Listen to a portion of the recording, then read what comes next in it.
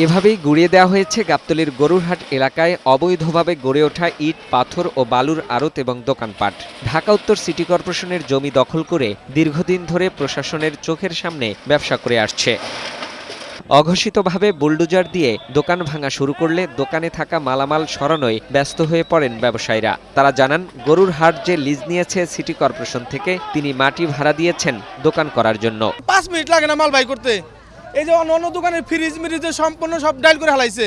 ডিপজল সাহেব তার লোকজনই টাকা নিয়ে যায়, উঠিয়ে নিয়ে যায়। ভাড়া প্রায় 3000 টাকা 4000 টাকা এরকম মাসে ভাড়া দিতাম। আমাদের যদি জায়গাটা তো খালি পড়ে থাকবে, যদি ভাড়া সিস্টেমও করে দেয় আমরা দিতে প্রস্তুত আছি। আমরা তো আটেতে নিছি, এই দোকানদারকে আটেতে না নিয়ে যাচ্ছে, ভাড়া না দিয়ে কোনো দোকানদার চলে। এ সময় ঢাকা উত্তর সিটি কর্পোরেশনের প্রশাসক জানান, অবৈধ দখলদারদের উচ্ছেদ করতে কোনো নোটিশের প্রয়োজন নেই। তাদেরকে আমরা 7 দিন সময় বেঁধে দিয়েছি। এর মধ্যে তারা হয় তাদের এই মালপত্র নিয়ে এখান থেকে সরে যাবেন, অথবা সিটি কর্পোরেশনকে ভাড়া দিয়ে তারা তাদের বাণিজ্যিক কর্মকাণ্ড পরিচালনা করবেন। অবৈধভাবে দখলদারদের কাউকে ছাড় দেয়া হবে না বলেও হুঁশিয়ারি দেন প্রশাসক। যারা অন্যায় করবে সে অন্যায়কে আমাকে প্রতিহত করতে হবে।